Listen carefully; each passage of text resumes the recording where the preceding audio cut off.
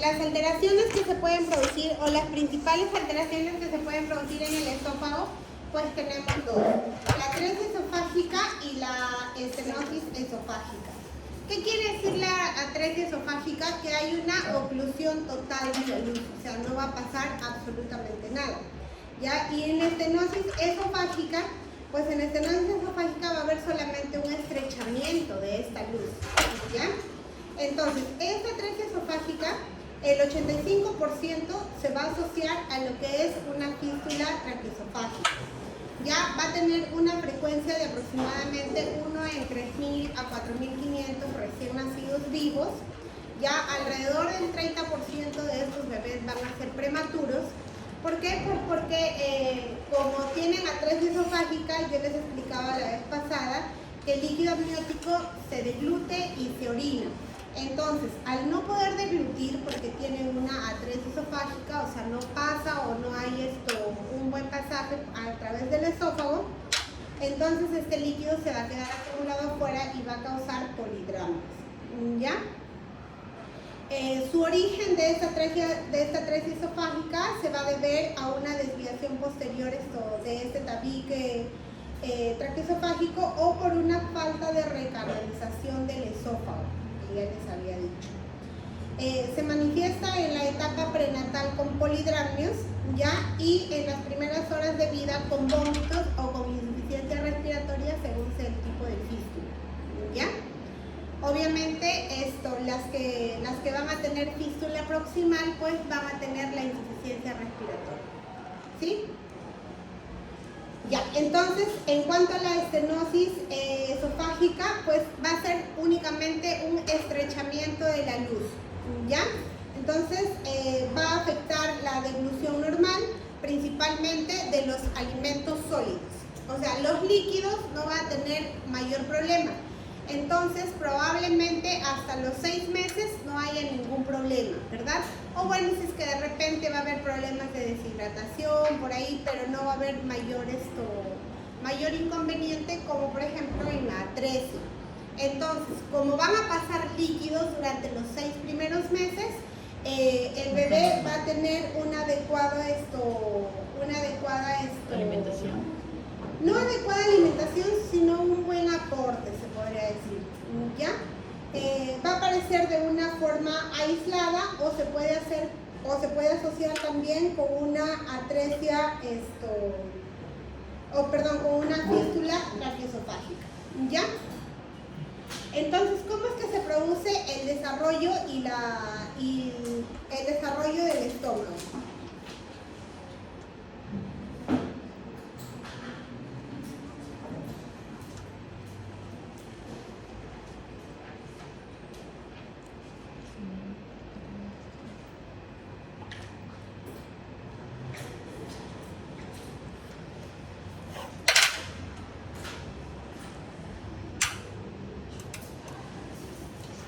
Ya, entonces, ¿cómo es que se produce el desarrollo del estómago? Ya hablamos del desarrollo del esófago, que igual, ¿no? Es el tubo digestivo, la particularidad, pues, que de este van a ser la yema respiratoria y va a dividir en dos, la vía respiratoria de la vía digestiva, ¿no? Luego vamos a tener el estómago. El estómago también pertenece al intestino primitivo anterior. Su desarrollo también se va a dar para la 4ª semana de desarrollo o va a empezar para la 4ª semana de desarrollo. Ya y este estómago más o menos en la 4ª semana va a ser como una dilatación fusiforme, o sea que no va a ser igual esta dilatación. Ya para la 5ª semana de desarrollo más o menos van a empezar a crecer un poco más esta dilatación, pero en la cara ventral, o sea, la parte anterior, va a crecer con menor rapidez que la cara dorsal. Ya la cara posterior va a empezar a crecer muchísimo más rápido, dándole así posteriormente las curvaturas. La curvatura mayor en la cara posterior y la curvatura menor en la cara anterior. ¿Ya? Entonces, cuando termina este crecimiento del estómago, como creció tanto la cara posterior, por el peso, se podría decir, va a tener como que un descenso. ¿Ya? Entonces, la parte del cardias, la que une el estómago con el esófago, va a tener un descenso, va a bajar, y la parte del píloro que une el estómago con el duodeno va a ascender un poco, ¿ya? Y también vamos a tener que acá va a dar una rotación de 90 grados en su eje longitudinal, así como en esta imagen. Acá vamos a tener el estómago. Entonces, el estómago para la cuarta semana la vamos a tener como una dilatación fusiforme, ¿verdad? Una dilatación fusiforme, acá está. Entonces, para la quinta semana empieza la proliferación o empieza el crecimiento de esta dilatación. La cara ventral crece, pero crece en menor proporción que la cara dorsal.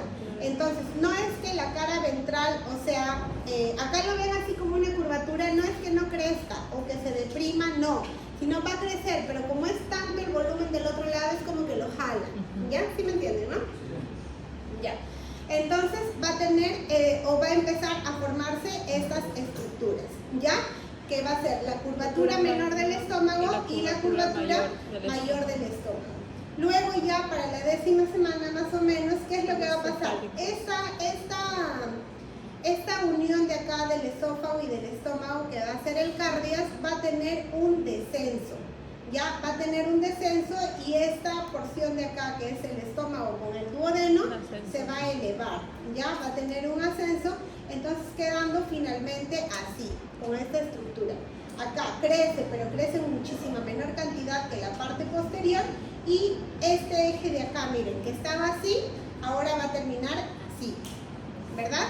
Entonces ese va a ser una rotación de 90 grados en su eje longitudinal. ¿Sí? ¿Estamos hasta ahí, me entienden? Sí, ¿Puedo preguntar eso en el examen? Sí. Para que no lo hagan. Entonces, acá es más o menos, miren, desde una vista transversal, cómo es que al inicio el estómago está acá. Esto acá va a ser el estómago. Vamos a tener en este eje longitudinal. Y conforme va creciendo, va creciendo, va creciendo, ya saben, la curvatura menor crece más, la curvatura mayor crece más, empieza a rotar por el peso del estómago, empieza a rotar y termina así. ¿Ya? Este eje de acá que estaba acá, el longitudinal, va a terminar transversal. ¿Sí? Este ligamento hepatogástrico, miren, que al inicio estaba así, va a terminar de costado. ¿Sí? ¿Sí? Sí. Ya, esa es la rotación de 90 grados que les estoy diciendo.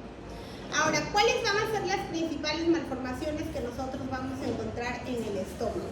Entonces, la principal o la más común, estamos hablando, no que sean las únicas que se forman por si acaso, sino estoy hablando de las más comunes, ¿ya? Entonces, la más común va a ser la estenosis del píloro. Pero, ojo, a diferencia de la estenosis del esófago y de la estenosis del duodeno, esta estenosis del píloro no se da por una falta de recanalización, como les decía de las otras, sino este de acá se da por una hipertrofia de las células musculares del píloro. ¿El píloro es un esfínter o no? ¿Sí? ¿El cardias es esfínter o no?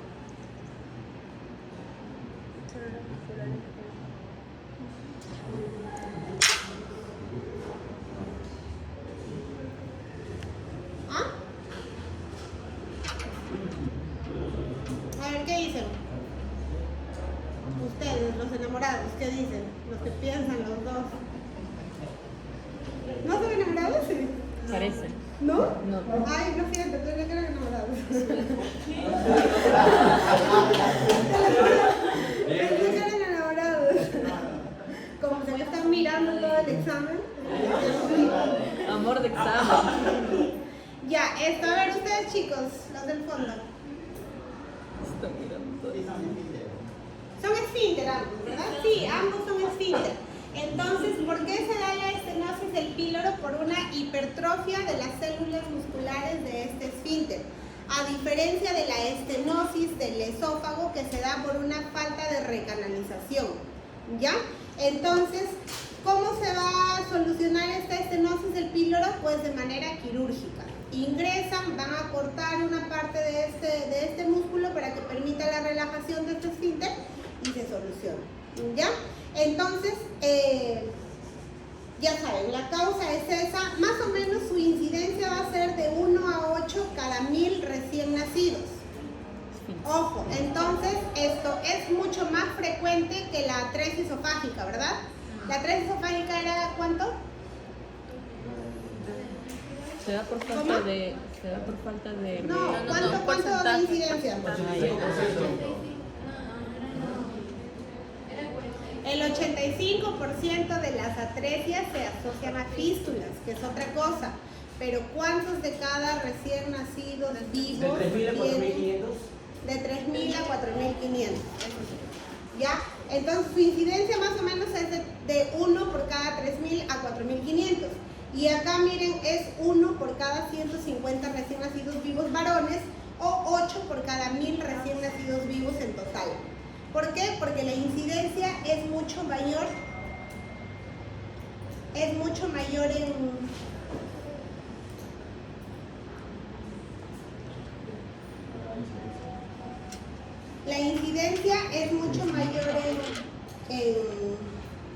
en los niños de sexo masculino, ¿ya?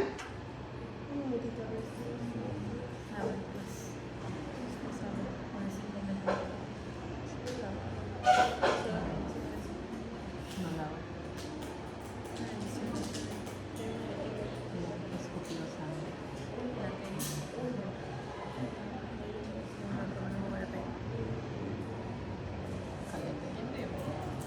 Ya. Entonces, ¿cuál va a ser la característica de esta estenosis del píloro? La característica es que pues el paciente también va a tener también va a tener vómitos, pero ¿cómo van a ser los vómitos? ¿Se acuerdan? En la atresia esofágica era una regurgitación. O sea, los vómitos es como que llegaba una bolsa ciega y luego ahí nomás se regresaba, ¿verdad?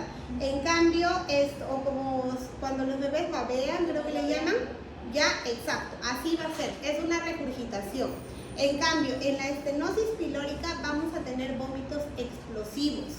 O sea, el bebé va a tomar sus alimentos y después de unas horas, las arcadas que uno tiene, ya. Esos son vómitos explosivos o vómitos en proyectil, también se le llama. ¿Ya?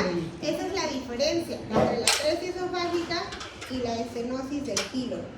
Estos bebés también van a estar asociados a deshidratación y van a tener buen apetito. ¿Por qué? Porque es una estenosis.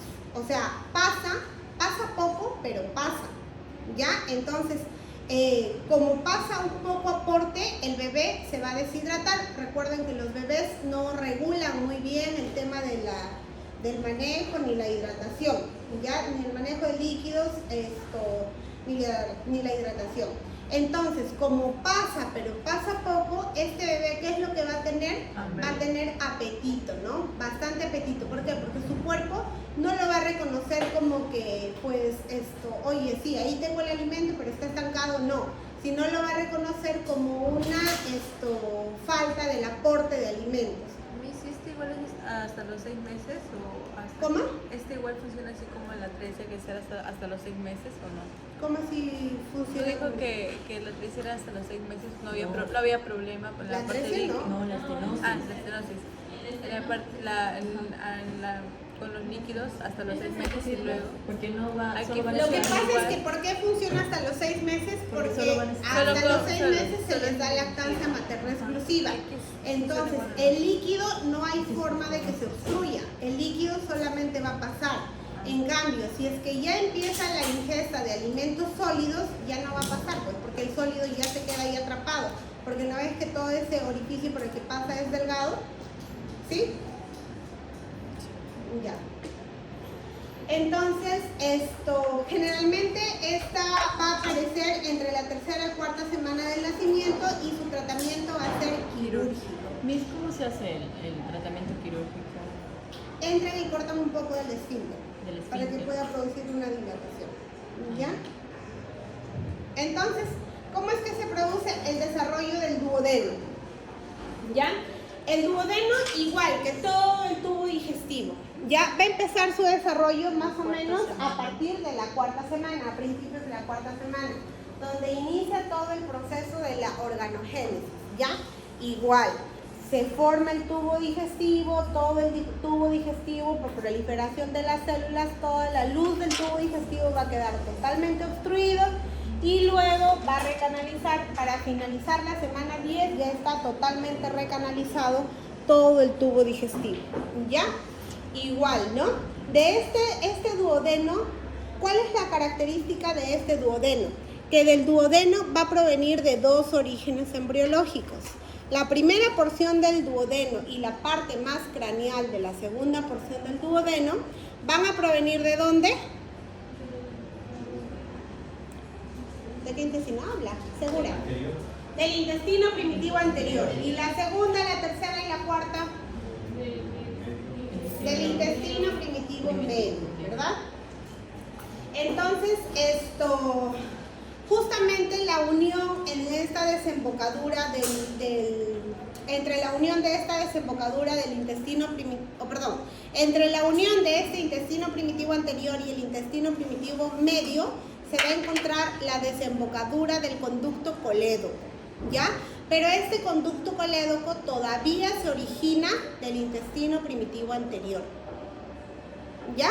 El colédoco se origina del intestino primitivo anterior. Posterior a esta desembocadura está la unión de estos dos intestinos.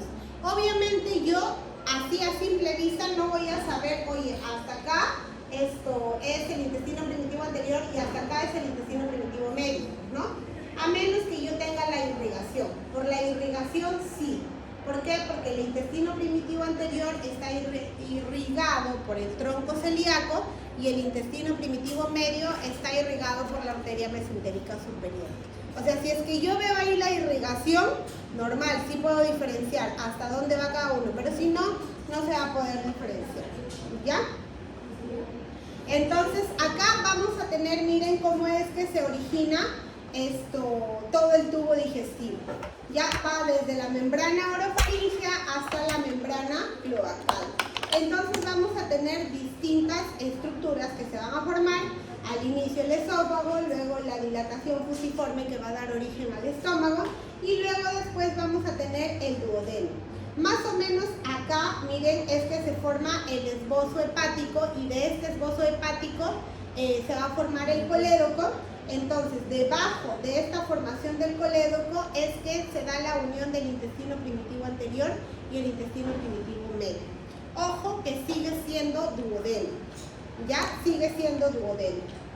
Entonces, acá vamos a tener una imagen más estructurada. Esto de acá es lo que pasa la cuarta semana, se forma la yema hepática. De esta yema hepática va a crecer la yema hepática en su región más distal se va a formar el hígado y en su porción más proximal que se va a unir con el duodeno va a formar lo que es el colédoco. Ya de este colédoco van a nacer dos yemas. Ya más adelante lo voy a explicar, por eso es que lo estoy pasando rápido cuando hablemos de glándulas anexas. ¿Ya?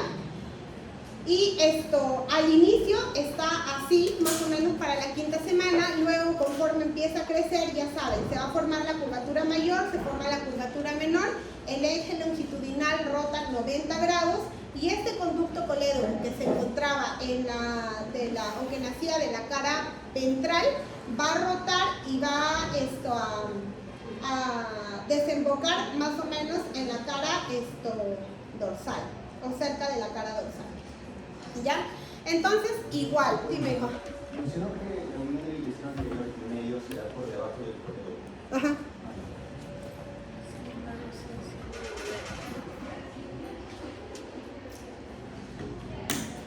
Ya, entonces, ¿cómo es que se produce o cuáles van a ser las alteraciones que voy a tener yo en el duodeno? Igual que en todo tubo digestivo. Voy a tener la estenosis y voy a tener la... ¿Qué más? Atresia. Y esto se da ¿por qué? Por la falta de recanalización. Entonces, el estenosis, como tenemos acá, es un pasaje de este contenido, pero con un estrechamiento intrínseco. ¿Ya? ¿Qué quiere decir intrínseco y qué quiere decir extrínseco? Intrínseco así, extrínseco Intrínseco así. es dentro, ¿verdad? Entonces, intrínseco depende de la luz de este intestino. Y extrínseco está afuera, o sea, cualquier causa externa que pueda comprimir esta luz y va a disminuir este pasaje, ya de este contenido. Entonces, de las causas intrínsecas que me producen una alteración o una obstrucción intestinal o una obstrucción del duodeno, voy a tener yo la atresia del duodeno y la estenosis del duodeno y la atresia del duodeno. En la estenosis del duodeno hay un estrechamiento de la luz, pero continúa pasando. La característica es que en la parte proximal voy a tener una dilatación moderada de esta asa intestinal o del duodeno, ¿ya? O sea, antes de que se produzca esta estenosis voy a tener una dilatación, después va a estar todo normal. Y cuando yo tengo una atresia, pues la atresia no va a pasar absolutamente nada del contenido. Entonces, ¿qué es lo que me va a originar? Me va a originar una dilatación exagerada del asa intestinal justamente antes de esta atresia, ¿ya? ¿Por qué? Porque no pasa absolutamente nada. Y la porción más distal pues no va a estar dilatada o no va a estar funcional como lo de acá. Que tiene la luz, sí. Que su luz está abierta, sí. Pero ¿qué es lo que pasa? Está colapsada, pues no, porque nunca pasó nada por ahí. ¿Ya? O sea, nunca pasó el líquido amniótico por ahí, entonces no hay forma de que se dilate, está colapsada. ¿Sí me entienden, no? Sí. Luego con cara de susto. Ya, entonces las obstrucciones del duodeno, como ya les dije, van a ser bien raras, se van a presentar más o menos uno de cada 6.000 a 10.000 recién nacidos vivos, y pues sus causas, ya los mencioné, pueden ser las causas intrínsecas o las causas extrínsecas. Las causas intrínsecas van a ser pues la atresia y la estenosis, y las causas extrínsecas, como les digo, son factores externos que impiden o disminuyen este pasaje, ¿verdad?, del contenido. Lo primero puede ser una malrotación. Por ejemplo, tengo acá esto de acá, esto de acá, por ejemplo, es todo el tubo de la luz del intestino, ¿no? La manga de mi casaca. Y pasó que, no sé, por A o B hay esto. Entonces, esto es una malrotación. ¿Ya? O sea, no hay una obstrucción. ¿Por qué? Por una torsión. ¿Ya? Entonces, eso se producen las malrotaciones que pueden ser causas extrínsecas. También tenemos el páncreas anular. El páncreas, cuando ustedes vean el desarrollo del páncreas, vamos a tener una yema ventral y una yema dorsal, y que se van a unir pero por la región posterior, dejando la pared anterior del duodeno normal, libre. Pero a veces esta yema crece por ambos lados y engloba a este duodeno, como un anillo, ¿no? ¿Ya? Ese es el páncreas anular. Entonces eso también me puede producir una obstrucción, ¿ya? Entre otras cosas que ya van a ser más raras. A ver, de la estenosis y de la atresia ya lo hablamos. Lo más común es que la atresia pues se asocie a síndrome de Down. Entonces, por eso, cuando yo hago mi ecografía genética, veo que el bebé tiene una translucencia nucal aumentada, que no tiene hueso nasal, etcétera, entre otras cosas. Entonces, ¿qué es lo que voy a hacer? Buscar malformaciones congénitas, ¿ya? Voy a buscar malformaciones congénitas. Dentro de ellas voy a buscar malformaciones cardíacas, ¿ya? Y dentro de ellas voy a buscar malformaciones digestivas, ¿sí? Porque el síndrome de Down se asocia con esto. Pues ya saben también, una paciente que viene por polidramios, ¿qué le busco? Malformaciones digestivas. Cualquier tipo de malformaciones digestivas, polidramios. Y eso les he dicho un montón de veces, ¿no? ¿Por qué sorprende? ¿Ya? Entonces, malformaciones renales, ¿qué me produce? Esto no les he dicho. ¿Ah? ¿Qué hace con el líquido amniótico, pues? No puede pasar. No lo devuelve. Malformaciones renales.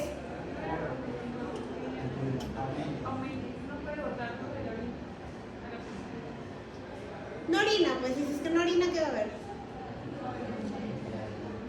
¿Ah? Es que al no poder pasar. No estoy hablando de malformaciones digestivas, Estoy hablando de malformaciones renales, urinarias. De gluten, pero- Cuando de no gluten, puede pero no lo- pasar, no lo- ese es el polidramnios, eso es lo que ya le expliqué. ¿Y qué pasa cuando no orina? Uno de gluten. Ya, pues disminución del líquido amniótico, oligohidramnios. Eso les he dicho un montón de veces. La característica esto, también de esta atresia o esta duodenal o de esta estenosis duodenal, el paciente o el bebé va a tener vómitos, ¿ya? Pero ¿cuál es la diferencia entre la estenosis pilórica o los vómitos entre esta estenosis pilórica y la atresia del duodeno? ¿Cómo es el contenido?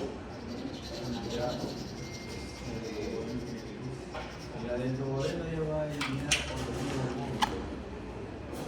¿Ah? La atresia del duodeno va a eliminar este contenido de lo que consume, de la leche. Ya, y en la de la estenosis del píloro.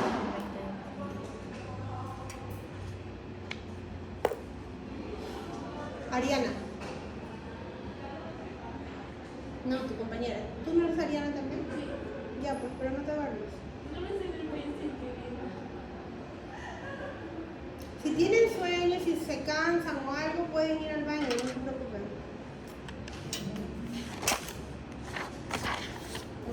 ¿Cuál es la diferencia? A ver, ¿cuál es la diferencia? ¿Cuál es tu nombre? Siempre me olvido. ¿Cuál es la diferencia? Ajá, exacto.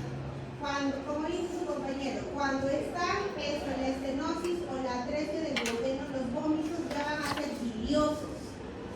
En cambio, cuando es una estenosis del píloro, los vómitos van a ser alimenticios.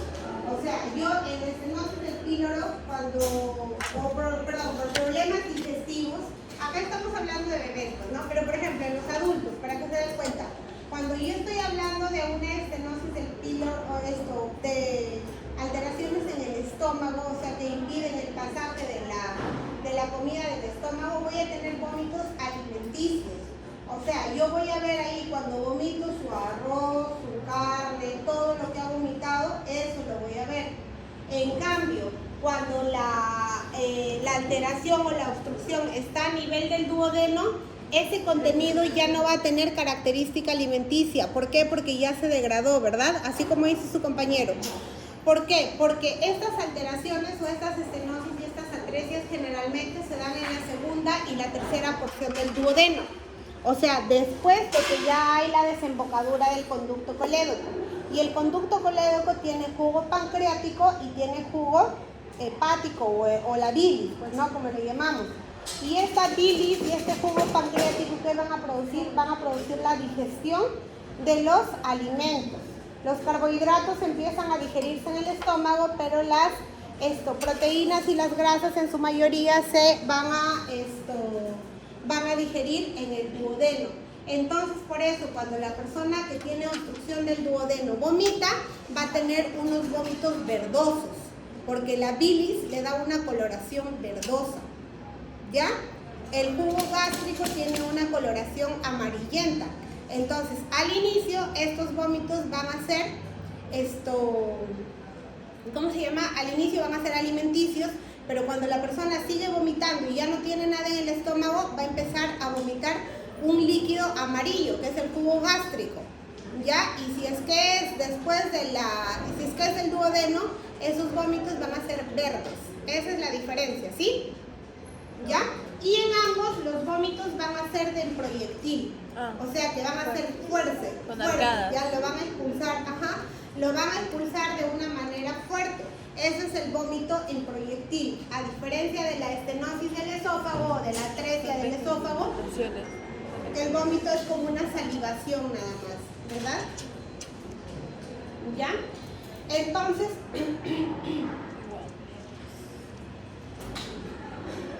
¿cómo se da la formación del yeyuno y del ilion? El yeyuno y el ilion pertenecen a la al intestino primitivo medio. ¿En qué momento se da su formación?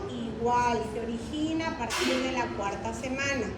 Por cansancio les voy a decir y a ver si es que me responden en el examen. Se da una obstrucción de la luz de los túbulos por proliferación de las células, ¿ya? Y luego estas células sufren apoptosis, se recanalizan y se forma el túbulo o el tubo digestivo. Este intestino primitivo medio va a dar origen al intestino delgado, o sea, la segunda, tercera, cuarta porción del duodeno, al yeyuno y al ilion. La característica de este yeyuno y de este ilion es pues que es un poco más delgado, ¿verdad? ¿Y para qué me sirve el yeyuno y el ilion? Por las puras no tengo ahí. Absorción, ¿verdad? Para la absorción de los alimentos. Hasta el duodeno me sirve la digestión, ¿verdad? Hasta el duodeno me sirve para la digestión. Yeyuno e ilion empieza ya la absorción, ¿ya? Entonces, ¿no han escuchado ustedes del intestino corto? Es cuando este yeyuno y el ilion no tienen un adecuado tamaño, ¿ya? Entonces, lo normal es que mida de 6 a 7 metros de largo, ¿ya? Pero cuando es menos, es más corto, pues va a disminuir la capacidad de absorción que tiene el intestino. Entonces, por ende, me puede dar malformación, o bueno, me va a dar alteraciones, como por ejemplo deshidratación, desnutrición, entre otras cosas, ¿no? ¿Ya? Entonces, este intestino primitivo medio, como es tan grande, este intestino delgado, como es tan grande, como tiene que crecer de 6 a 7 metros aproximadamente, ¿qué es lo que va a pasar? Cuando empieza esto a desarrollarse dentro de la cavidad abdominal, como ya se va a dar el plegamiento, va a tener poco espacio, entonces va a ser tan grande, que ya no va a caber dentro del abdomen. Entonces ahí entra a tallar el conducto onfalomesentérico. ¿Para qué me servía el conducto onfalomesentérico? Juan, ¿no? Juan José. ¿José? Ya, José. ¿Por qué? ¿Para qué me sirve el conducto onfalomesentérico?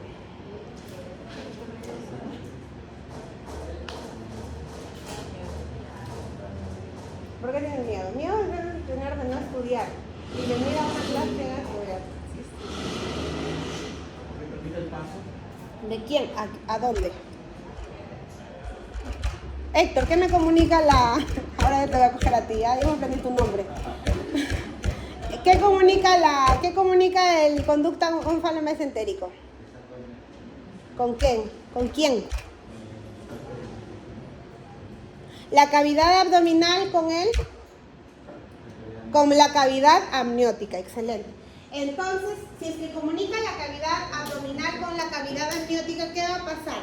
Este intestino cuando se está desarrollando, recuerden que todo es un tubo, al inicio va a tener una rotación de 90 grados. Miren acá la imagen.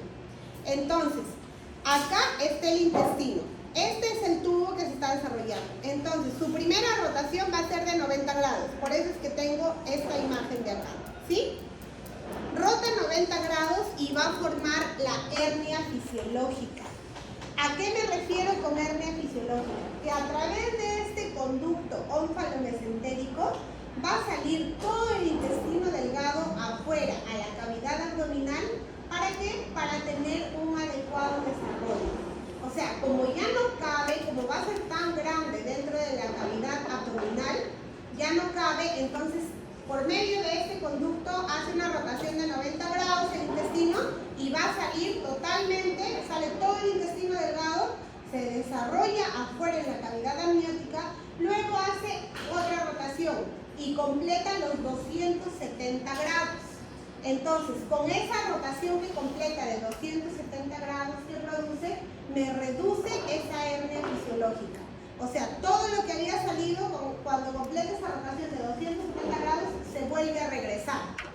Ya, se regresa otra vez todo el abdomen y ya queda todo dentro del abdomen.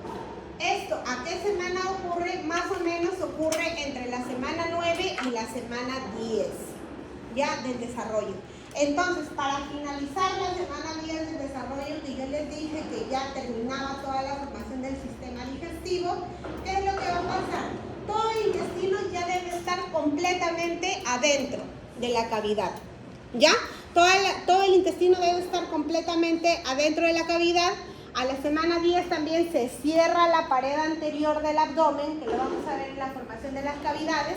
Se cierra totalmente la pared anterior del abdomen. Entonces, a partir de la semana 10, si quedó algo fuera, o sea, si no se completó la rotación, si todavía no cerró esa hernia fisiológica, ya no va a cerrar. O sea, no está la semana 11, a la semana 12, a la semana 13, la 14, va a cerrar esta hernia fisiológica, no. ¿Ya? Entonces, ahí ya viene otra malformación congénita, ya que se produce por defectos del cierre de la pared abdominal.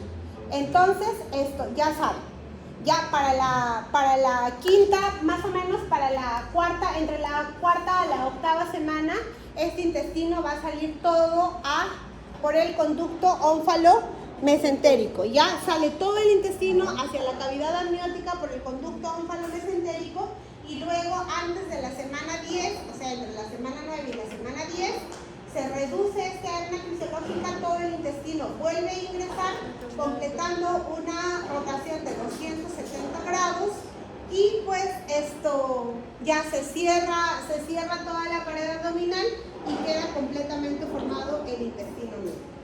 ¿Sí? Entonces, las malformaciones que se puedan formar en este intestino medio van a ser las mismas, así como por ejemplo la atresia de yeyuno, la atresia de ilium, la estenosis de yeyuno, la estenosis de ilium, pero van a ser súper raras, ya van a ser súper raras. Entonces, ¿cuáles van a ser las complicaciones del intestino primitivo medio que mayormente se van a presentar? Se van a presentar de causas extrínsecas, como por ejemplo, en eso que rota 90 grados, luego completa su rotación 270 grados, puede haber por ahí alguna malrotación y pasar lo que les expliqué hace un momento. Literal, se dobla sobre su eje el intestino y evita el paso de la comida, de los alimentos, ¿no? Ahora, otras alteraciones también que pueden haber y que son comunes van a ser que se producen cuando el intestino está afuera. Pero ojo, no es una alteración propiamente del intestino, ¿verdad? Sino, como les digo, es una alteración del cierre de la pared abdominal. O sea, no cierra completamente esta pared abdominal. Entonces vamos a tener dos patologías que van a ser comunes. Ya vamos a tener acá la gastrosquisis y acá vamos a tener el ónfalocelio. Son dos patologías que lo confunden mucho. ¿Por qué? Porque los intestinos en ambas están afuera. ¿Cuál es un poquito más compleja? El ónfalocelio. ¿Por qué? Porque el ónfalocelio está asociado a alteraciones genéticas, está asociado a otras malformaciones congénitas. En cambio, la gastrosquisis en su mayoría es aislado, ¿ya? Y no tiene nada que ver con genética. Por ejemplo, los factores de riesgo que tenemos: una mamá fumadora, una mamá que de repente tuvo un excesivo consumo de alcohol durante las primeras semanas, ¿ya? Durante la organogénesis. Por ejemplo, tenemos mamás muy jóvenes, mamás muy adultas, mamás desnutridas. Por ejemplo, todos esos factores de riesgo me van a causar gastrosquisis. En cambio, el ónfalocelio ya está asociado a alteraciones genéticas, o sea, asociadas a alteraciones cromosómicas, ¿ya? ¿Cuál va a ser la diferencia o cómo yo diferencio entre una gastrosquisis y un ónfalocelio? Porque el ónfalocelio yo lo voy a ver ahí, así tal cual está como aplastronado. ¿Por qué? Porque es la salida o la protrusión de los intestinos, pero estos intestinos van a estar protegidos por peritoneo. ¿Ya? O sea, van a salir dentro de una bolsa. ¿Sí? Ya, el peritoneo va a ser una capa que va a estar en la cavidad abdominal. Entonces, este ónfalocelio va a estar cubierto por peritoneo. En cambio, la gastrosquisis no. La gastrosquisis, los intestinos van a estar sueltos. Ya, van a estar totalmente sueltos. Por si acaso, la gastrosquisis no es un indicativo de cesárea. El bebé puede nacer por vía vaginal sin ningún problema, aunque tenga los intestinos fuera. ¿Ya? No es un indicativo de cesárea. ¿Ah? Claro. sería su operación Entonces, quirúrgica. sí, la gastrosquisis tiene muy buen pronóstico. Solamente nace y hay que tener una gasa húmeda para proteger los intestinos para que no se laceren y nada más. Es fácil en realidad, o sea, no es que sea mucha... Pero el tiempo de vida que va a tener. Igual que todos. Porque después lo operan, le cierran la pared abdominal y ya está. Claro, es que como te digo, la gastrosquisis es mucho más sencillo que el onfalocele. En el caso de la El onfalocele sí hay que hacer más estudio. También se produce un cierre de esta pared, pero hay que hacer más estudio para ver cuál es la causa, qué otras patologías están asociadas, etcétera, ¿no? Es más complejo, pero la gastrosquisis no es sencillo. Incluso hay una patología, hay una cirugía que se llama similexis, que por ejemplo estamos en sala de operaciones en un hospital de mayor complejidad, se le avisa por ejemplo al cirujano pediatra, ¿no? Oye, por si acaso tengo una paciente de tantas semanas, bla, bla, bla, bla, ya, todo, presentamos el caso que tiene gastrosquisis. Entonces, ¿qué hace el cirujano? Nos pide que midamos el diámetro o la dilatación de estas asas intestinales, nos pide que midamos cuánto mide el defecto de esta pared abdominal, ¿para qué? Para ver si es que cumple criterios de que inmediatamente nace el bebé, lo intuban y lo operan, ahí mismo, ¿ya? Eso se llama el similexis. En cambio, en el onfalocele no se puede hacer eso. En el onfalocele sí necesita mayor estudio. Porque tiene alteraciones, por las alteraciones genéticas. Claro, por las otras alteraciones que se pueden presentar, pues. Lo tienen ahí afuera hasta que vean qué es lo que tienen, ¿verdad? Sí. ¿Y normal está vivo? Sí, pues. ¿Por qué? ¿Pero por qué? Si el intestino no tiene nada que ver con que viva o con que muera. No es igual que el corazón, no es igual que los pulmones. ¿O sí? No, qué mal. ¿Cuánto toma leche? O sea, no te voy a decir. No, pues se le puede dar nutrición enteral. Toma leche. Obviamente no le van a dar de comer, pues, ya no le van a dar de comer a esos niños con malformaciones del sistema digestivo, no se les da de comer. Pero un paciente puede recibir nutrición por vía endovenosa y no hay problema. ¿Ya? Entonces, esas van a ser las principales. Estas son las malrotaciones que ya no le vamos a hablar porque se van a bloquear más y no son muy importantes. Y luego vamos a hablar del intestino primitivo posterior. Ya, pues del intestino primitivo anterior también ya saben, nace el colon ascendente, una porción derecha del colon transverso. ¿Ya? Igual, es la misma forma, ¿ya? Es la misma forma, que se da la obstrucción de la luz y luego la recanalización. Del intestino posterior, entonces, igualito, ¿no? Va a empezar su formación en la 4ª semana, ¿ya? Y de este intestino primitivo posterior van a ser el colon transverso, ¿ya? La porción izquierda del colon transverso, el colon descendente, el colon sigmoides, el recto y la porción superior del ano, ¿ya? También va a contribuir en el desarrollo de la vejiga y de la uretra, pero esto de acá ya lo vamos a hablar en la siguiente clase cuando hablemos sistema genitourinario. Entonces, acá nosotros vamos a tener, ¿se acuerdan que hablábamos de la cloaca cuando hablábamos de la lantoides? ¿Se acuerdan o no se acuerdan? Ah,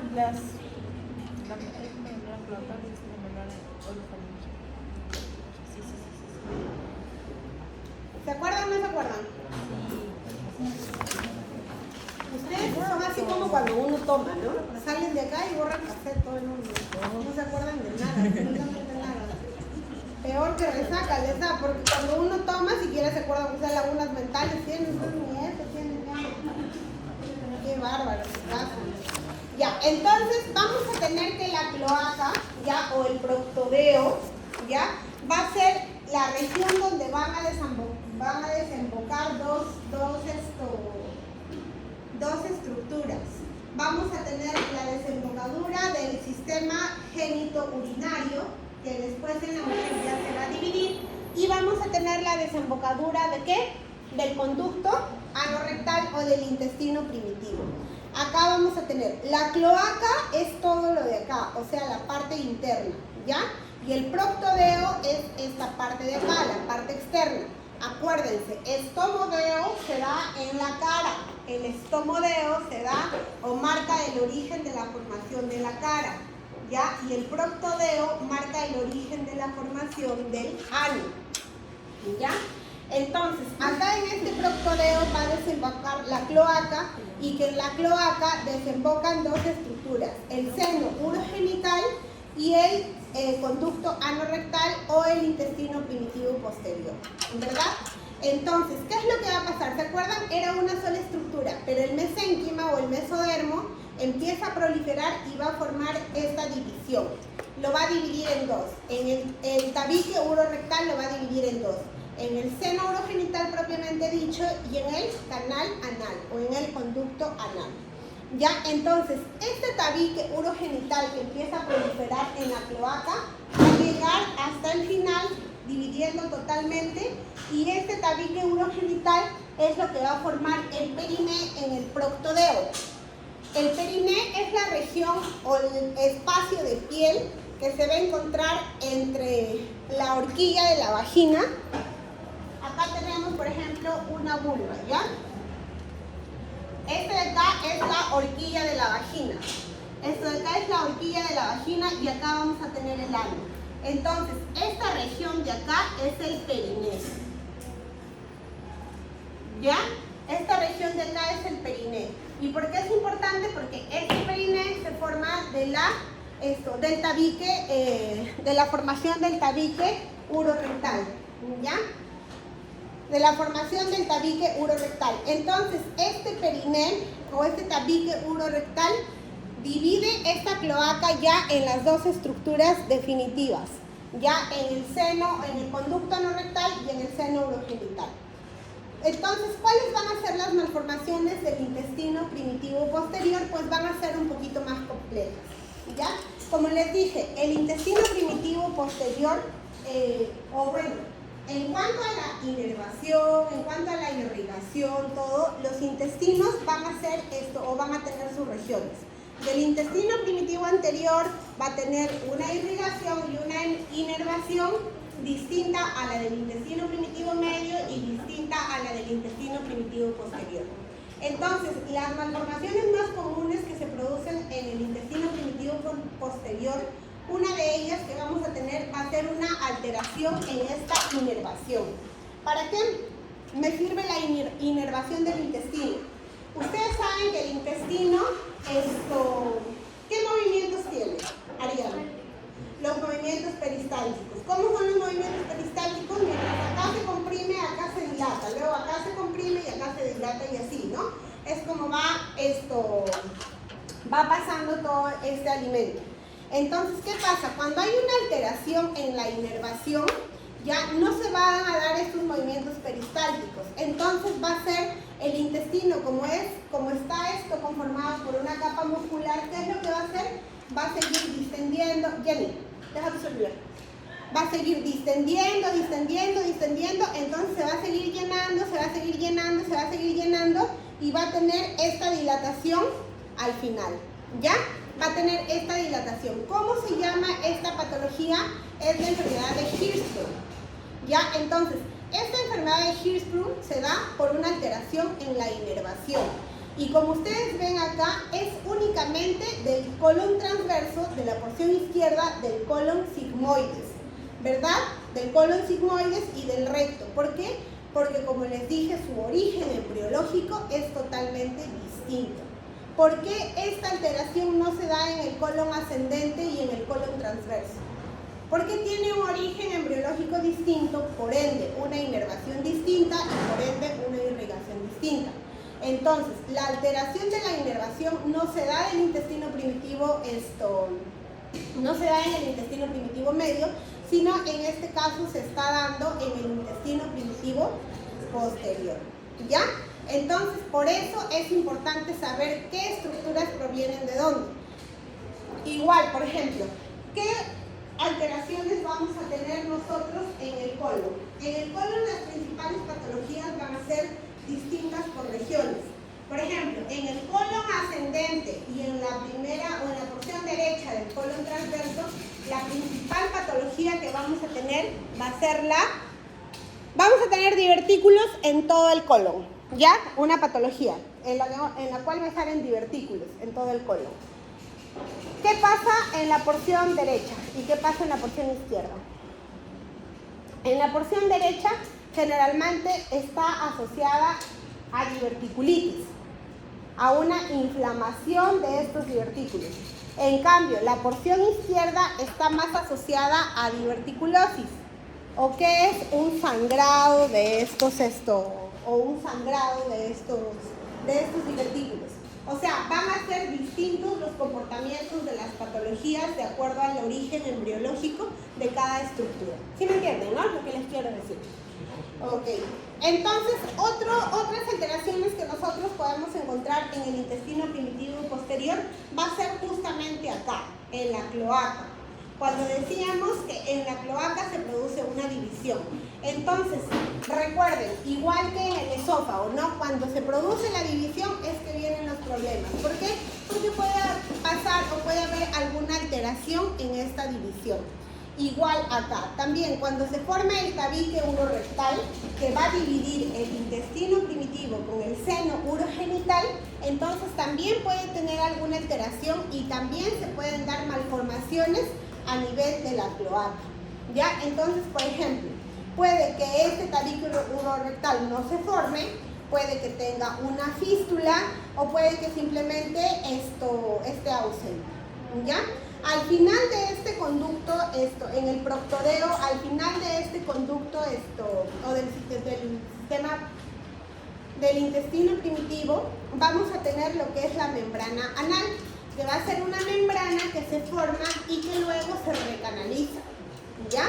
Esta membrana al recanalizarse me produce o me forma el ano, pues no la permeabilidad del ano. Entonces, ¿qué hacemos nosotros cuando un bebé inmediatamente nace? Pues se les va a tomar las funciones vitales, se les va a ver, se les va a examinar el seno. Dentro de las funciones vitales se le va a tomar la temperatura. Y la temperatura que le tomamos a los bebés es la temperatura anal. ¿Por qué? Una, porque es la más confiable y otra, porque me sirve para ver la permeabilidad del ano. ¿Ya? Se le introduce solamente la puntita del termómetro, ese mercurio plateado creo que es. ¿Ya? Se introduce, entonces vamos a ver la permeabilidad del ano. Si por A o B esta membrana anal es persistente, hay que evaluar de qué alteración se trata. Si se trata solamente de la membrana anal, si se trata de que hay ausencia de todo este ano, o si es que hay membrana anal más una fístula, etc. Entonces hay que ver qué malformaciones se pueden dar. En las malformaciones bajas vamos a tener únicamente la agenesia anal, por ejemplo, ya que puede ser con fístula o sin fístula, o vamos a tener una membrana anal. Es la que les digo, la membrana anal, que va a persistir, que no se va a recanalizar. Pues estas de acá serían como que un poquito más fáciles de manejar, ¿verdad? En cambio, las malformaciones altas ya vamos a tener la agenesia anorrectal del recto y del ano, podemos tener una atresia rectal, igual como les dije, todo el tubo digestivo puede sufrir atresia, ¿ya? Podemos también tener una persistencia de la cloaca, o sea que no se formó el tabique urorectal, o podemos tener distintas alteraciones, sobre todo, o más que todo se dan las niñas, ¿ya? Porque en las niñas, aparte o sea, se tiene que dar primero la formación del seno, del tabique urorectal, pero aparte el seno urogenital y nosotros se tiene que seguir dividiendo para que divida lo que es el sistema urinario del sistema genital. En cambio en los varones no pasa eso, ¿ya? Entonces, hasta ahí todo es la formación del tubo digestivo. ¿Tienen alguna pregunta?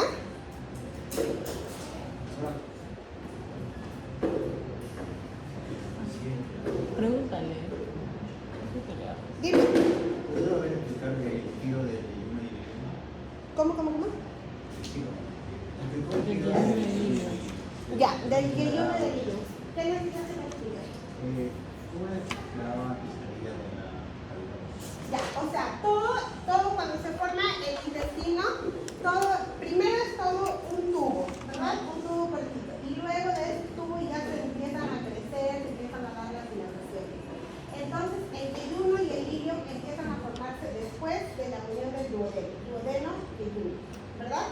Duodeno y yeyuno. Entonces, primero está así, el duodeno y el yeyuno están así unidos, porque es un tubo pequeño que recién está empezando a proliferar a partir de la cuarta semana. Entonces, esta mano de acá va a ser el yeyuno, ¿ya? Entonces, el duodeno y el yeyuno van a estar así, pero conforme empieza a crecer, este yeyuno, va a hacer una rotación de 90 grados, o sea, hace esto. Anterior, hacia la región anterior. Gira hacia la región anterior 90 grados. Entonces, al girar hacia la región anterior 90 grados, va a empezar acá en esta parte de acá más distal a proliferar, pero como crece tanto, se va a encontrar acá con el conducto ónfalo-mesentérico.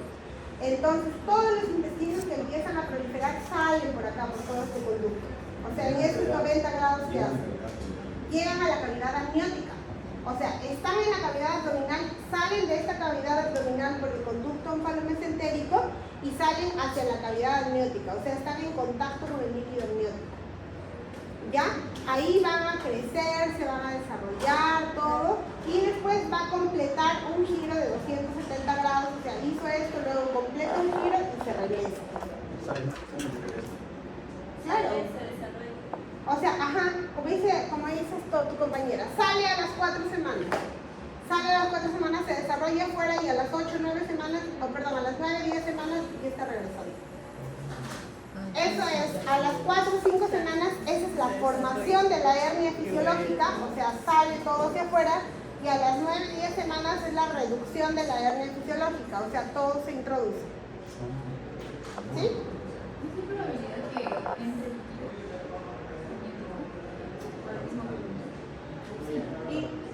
Pero o sea, ¿qué puede pasar? Nada, porque recuerden que el líquido amniótico es la parte de la formación de todos los sistemas. Ah, sí. Ya, ¿alguna otra pregunta? ¿Ah? ¿No? Ya, entonces, ¿cómo es que se da la formación de las glándulas anexas? ¿Ya? Entonces, la formación de las glándulas anexas, pues vamos a tener dos glándulas anexas, el hígado y el páncreas, ¿ya?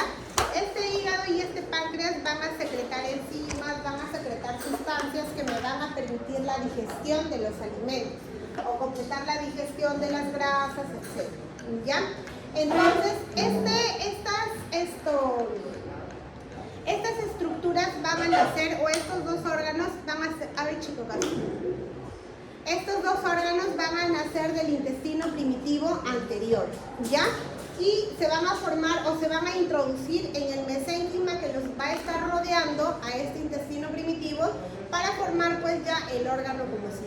¿Se acuerdan cuando hablábamos de las yemas respiratorias? Las yemas bronquiales crecían dos hacia los lados, hacia los espacios pleuroperitoneales. Luego se introducían estas yemas en el mesénquima y formaban los pulmones, ¿verdad? Ya, entonces acá también igual. Se van a formar unos divertículos a partir del intestino primitivo anterior y se van a, estos divertículos van a llegar al mesénquima, se van a unir al mesénquima y van a formar lo que es el hígado y lo que es el páncreas.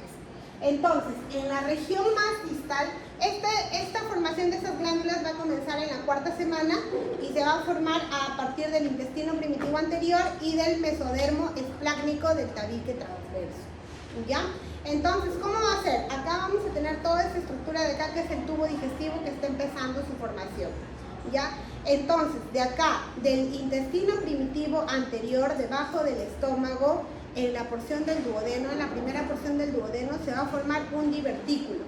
Este divertículo va a ser el divertículo hepático. ¿Ya? En su región más distal se va a formar el hígado.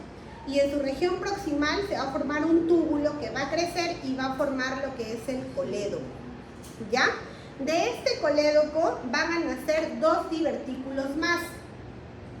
El primer divertículo va a ser el divertículo biliar, que va a dar origen a lo que es la vesícula biliar.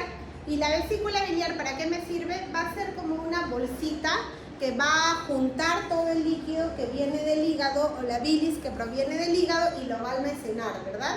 Hasta que yo ingiera alimentos, se vacean esta bilis hacia el duodeno y me permite completar la digestión. Entonces, vamos a tener dos yemas. la yema biliar y vamos a tener la yema pancreática ventral que van a ser de acá del colédoco.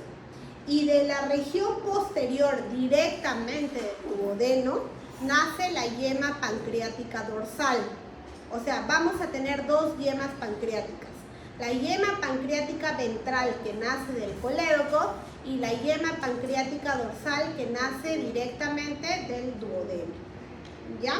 Entonces, esta de acá, o bueno, acá vamos a tener el conducto biliar común que de acá viene, o más abajo se va a llamar el conducto colédoco. De este colédoco nació esta yema de acá, la yema biliar, ¿ya? Que va a dar origen a la vesícula biliar y nació la yema hepática, ya que esta yema hepática estaba rodeada de mesénquima que formó el hígado. Entonces, algo así, miren, acá tenemos la primera porción del duodeno, nace la yema hepática, en la parte más distal forma el primordio hepático y en la parte más proximal forma el conducto colédoco. De este conducto colédoco van a nacer dos divertículos o dos vesículas que vamos a tener el primordio de la vesícula o el divertículo biliar y vamos a tener la yema pancreática ventral. Y directamente de la cara dorsal del duodeno van a ser la yema pancreática dorsal, ¿ya? Entonces, ¿por qué es importante? Porque la yema pancreática o el páncreas, igual que lo que les decía, que el duodeno, igual que el colon, es un solo órgano, pero van a tener orígenes embriológicos diferentes, ¿ya? Entonces, la yema pancreática ventral va a formar lo que es la cabeza del páncreas y la yema pancreática dorsal va a formar lo que es el cuerpo y la cola del páncreas, ¿ya? Entonces, este colédoco que estaba en la región ventral, como el intestino está rotando, todo está rotando, ya no se va a encontrar en la región ventral, sino se va a encontrar casi en la región dorsal, ¿ya? Va a migrar y se va a ubicar casi en la región dorsal. Entonces, acá vamos a tener, miren cómo es que se da esta formación del páncreas. Acá vamos a tener la yema pancreática ventral y acá tenemos la yema pancreática dorsal. Entonces, esta yema pancreática ventral que va a formar más adelante la cabeza del páncreas va a drenar directamente su contenido en el conducto colédoco. Y este conducto colédoco va a drenar en el intestino o en el duodeno. En cambio, el cuerpo y la cola del páncreas van a drenar por el conducto pancreático o el conducto de Wilson directamente en el duodeno. Entonces, cuando nosotros hablamos de una coledocolitiasis, o sea, los cálculos que salen de la vesícula y obstruyen acá la luz del colédoco, el conducto colédoco, su porción más estrecha es en la unión con el duodeno, ¿ya? O lo que le llamamos el esfínter de Oddi. Entonces, como esa es la parte más estrecha, ahí es donde se van a obstruir en el caso que haya cálculos. Entonces, cuando está acá, la obstrucción acá, ¿por qué es que la paciente tiene pancreatitis? Por el origen embriológico. ¿Ya? ¿Por qué? Porque del conducto colédoco, recuerden que nació la yema pancreática ventral. Entonces, al estar el colédoco en unión con la yema pancreática ventral, o sea, con la cabeza del páncreas, su obstrucción me puede dar pancreatitis. ¿Ya? Me puede dar una inflamación, una pancreatitis. Mi paciente incluso puede morir de pancreatitis. A pesar de que tiene este dren, que es el conducto de Wilson, ¿ya? A pesar que tiene este dren, que es el conducto de Wilson, el colédoco obstruye la salida de lo que se produce o del líquido hepático, ¿no? ¿Se me fue? Del líquido pancreático que se produce en la cabeza del páncreas. Entonces, este colédoco va a rotar, ¿ya? Rota más de 90 grados y se va a unir finalmente la cabeza del páncreas y el cuerpo y la cola del páncreas formando un solo órgano. Por eso es que, por ejemplo, a veces el cáncer no se presenta en todo el páncreas. A veces, o no sé si ustedes han escuchado ya del cáncer de la cabeza del páncreas. o el cáncer del cuerpo y la cola del páncreas, ¿verdad? ¿Por qué? Por sus orígenes embriológicos que van a ser distintos, ¿ya? Entonces así es como se desarrolla el páncreas, así es como se desarrolla el hígado. ¿Tienen alguna pregunta hasta ahí del desarrollo de las glándulas anexas?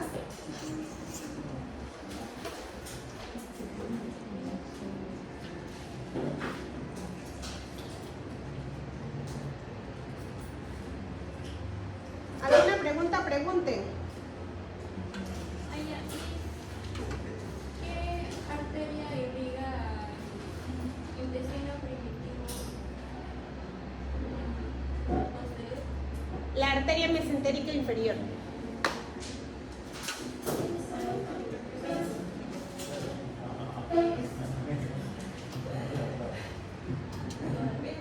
Al principio del tema mencionó que en la semana 11 todos los órganos ya deberían estar formados para luego solo desarrollarse, pero luego dijo semana 10. No, a partir de la semana 11 yo hago la ecografía genética, así que me sirve para ya verificar.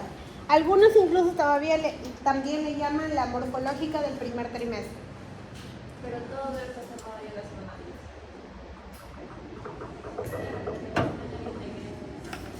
A finales de la semana 10 ya se termina el primer trimestre. O sea, literal, la semana 11 ya debería de tener confirmado. ¿Cómo? No, solo luego solo son funciones. Ya, ¿tienen alguna pregunta hasta acá? Pregunten. Ya, entonces nos formamos